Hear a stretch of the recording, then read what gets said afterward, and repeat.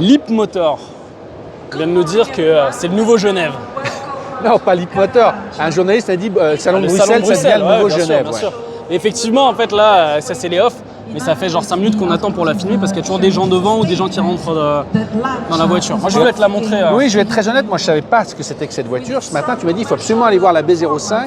Tu m'as dit c'est la Golf électrique de Leapmotor qui va arriver avec des prix canons, tu vois. Et je la découvre avec toi. Du coup, j'étais passé devant 2 minutes. Et je me suis dit, mais quel chemin parcouru avec Leapmotor en l'espace de 2 ans. Souviens-toi, quand il n'y avait que la petite citadine. Et c'est le rouleau compresseur, quoi, tu vois. Je rappelle que c'est en collaboration avec Stellantis, qu'il y a une joint venture, qu'ils sont distribués dans le groupe. Ce qui fait que, mine de rien, tu as quand même pas mal de stores, comme ils disent là maintenant. Tu as des concessions, quoi. Et c'est assez facile, même pour ta garantie, d'aller faire les révisions. En fait, c'est une voiture chinoise, mais avec le côté européen pour l'achat, les concessions, il y en a un peu partout en France. Alors pourquoi tu m'as dit c'est celle-là que je veux te montrer, Renault, enfin au-delà de sa taille? Les petits observateurs, ils le savent. Je ne sais pas si je vais changer de voiture ou pas, mais tu sais, les voitures de 4,30 m, ni trop petits ni trop grands, avec un rayon, c'est un truc que j'aime bien. Je ne suis pas trop fan des SUV. Et petit à petit, là, sur les 10 dernières années, les berlines compactes, il y en a de moins en moins chez les constructeurs. C'est clair. Et le fait qu'ils reviennent avec ça, j'espère qu'on m'entend, parce qu'il y a un bruit pas possible. Elle fait 4,43 m. Donc tu vois, c'est le haut du panier sur les berlines compactes. Je la trouve pas moche. Il y a une version plus sportive qui est encore plus jolie. En termes de prix, elle va être intéressante parce que c'est sûr qu'elle va être en dessous des 30 000 €, sûrement vers 25 000. Tu as 2 batteries, même la petite est déjà assez intéressante, elle fait 56 kWh, l'autre fait 67 kWh. Donc tu auras des économies entre 400 et 500 km. Pareil, tu as 2 moteurs, un qui est dans les 180 chevaux et l'autre 210-217 chevaux. Donc ça, je trouve que elle remplit, c'est toujours comme ça, elle remplit beaucoup de cases. Et là, c'est la première fois qu'on va pouvoir le voir à l'intérieur. Donc je suis assez curieux de voir en termes de finition. C'est vrai qu'on avait fait un petit observateur, je ne sais pas s'il y en a une ici, avec la T03.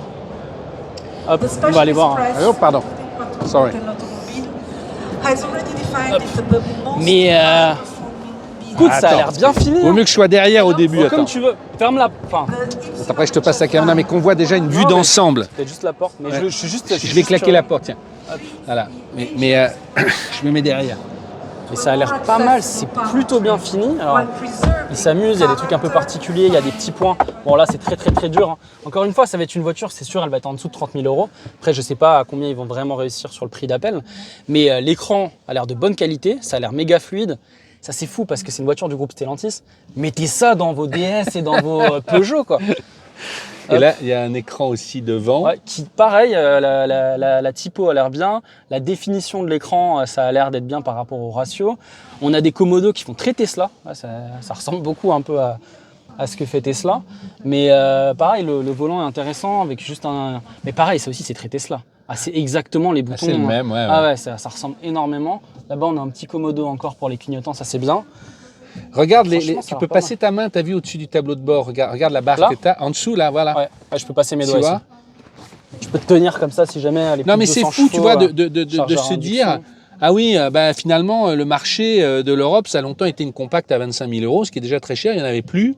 Et il faut que ce soit Leapmotor avec Stellantis qui faut que je le fasse manuellement. Qui arrive avec ça, tu vois.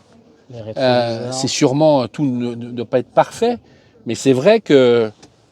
Ça rend bien comme ça, tu vois, de prime abord. Pareil, le toit panoramique, alors là, ça doit être une version déjà assez haute. Mais il y a de la place. Ça donne envie, hein, honnêtement.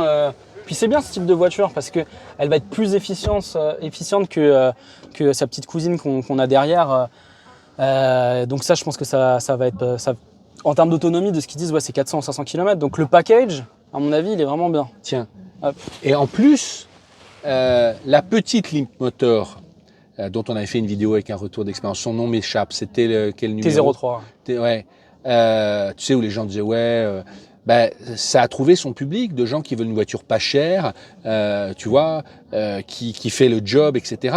Et heureusement que Stellantis, que Tavares a choisi cette option-là. Pour ça, on peut lui rendre grâce. Et je lis plein de papiers, d'ailleurs, dans les Échos et tout ça, qui disaient si finalement, tu vois, ils avaient eu bien raison de s'associer avec Leapmotor parce que ça répond plus à la demande. Et moi, quand je vois cette voiture-là, je vois un pragmatisme, si tu veux, de me dire, le marché a besoin de ça, il n'y a pas tant que ça, quoi. C'est fou. Tu vois, à prix comparable. On ne se rend pas compte, mais développer une voiture, ça prend du temps. Ça dépend, hein, c'est entre 5 et 7 ans, ça dépend. Quand on voit la Twingo, ils ont dû faire la recherche et développement en Chine parce que ça permettait de faire ça en 2 ans et demi plus rapidement. Bah, tu te dis, créer des voitures électriques de A à Z, le fait d'avoir fait ce truc avec Clipmotor, ça leur permet en tout cas dans leur gamme, dans leur marque chez Stellantis, d'avoir des voitures à des prix intéressants.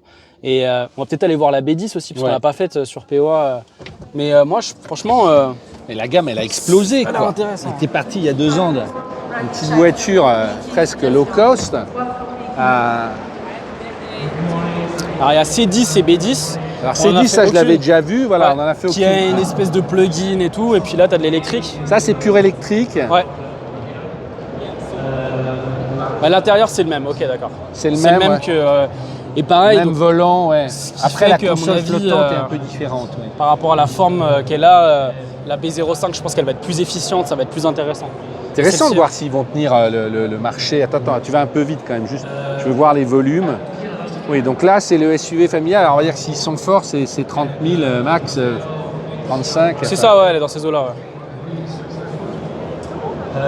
Et puis, effectivement, à côté, on l'a pas faite, mais tu as vu, l'intérieur est intéressant aussi, en termes de couleurs. Ça va tellement vite. Je comprends que quelqu'un d'un peu loin se retrouver dans les gammes, les noms, les motorisations, tarifs, les moteurs. Franchement, entre les hybrides légères, hybrides, plug-in hybrides. Maintenant, les super hybrides, ça c'est la nouveauté, les super hybrides. Maintenant, chacun a sa super hybride, tu vois. Est-ce que c'est un truc avec prolongateur d'autonomie Rex ou pas? Est-ce que c'est plus une électrique qui tracte avec un moteur thermique qui fait groupe électrogène? Alors, j'avais pas vu, Julien, il y a le B03X, mais avoue qu'il y a un petit air de Smart 5, juste sur le feu arrière. C'est mignon, tu vois. On dirait un smiley aussi, on dirait une bouche avec 2 yeux. C'est des petites choses. Celui-là, il est fermé à l'intérieur. Mais avoue que... Pardon. Thank you. Sorry. Il y a un petit côté smart. Hein. Ouais. En parlant de smart, c'est vrai que j'ai hâte de voir aussi la hashtag 2. Ouais. Je croyais qu'ils avaient sorti une photo. En fait, c'était un fake. Mais surtout, on a de la chance, hein, parce que, alors je ne le connais pas du tout personnellement, mais de ce que j'ai entendu, c'est vraiment le directeur France qui s'est battu en mode si vous la faites pas, moi je me barre et tout. Enfin, l'histoire, elle a l'air intéressante. Donc, autant la 3 et la 5, on a eu un peu de mal, et toutes les mises à jour et tout. Autant la 2, ça va être bien. Franchement, là, parce qu'on parle, de temps en temps, les gens vont dire, mais c'est du live, hein, on voit plus nos visages que les voitures. Mais là, c'est assez intéressant, le profil, les arches, la descente du capot. C'est vrai qu'il y a un petit côté Golf. Là, sur l'avant, avec la petite larmichette de la Golf qui est là. Et en même temps, c'est un peu rond. On a un petit peu l'arrière, le haut. C'est intéressant. Alors, on voit aussi où sont les économies de prix, mais tu as bien fait de me la montrer. Il y a quelque chose de... Et surtout, en fait, c'est avec des SUV. Donc moi, quand il y a une berline un peu compacte, je suis content. Quoi. Ouais. Il y en a d'autres? Non, mais sur ce stand, c'est tout. Encore une fois, il n'y a pas de montage, c'est au débeauté. Vous avez une vidéo chaque heure. Je ne sais pas ce qu'on va voir après. Il y a Astra qui a un petit restylage. Derrière, il y a la HF. S'il n'y a pas trop de monde, moi je serais curieux d'aller voir la 408 restylée, c'est la première. Voilà, on va essayer de voir. On y va. Allez, à tout de suite.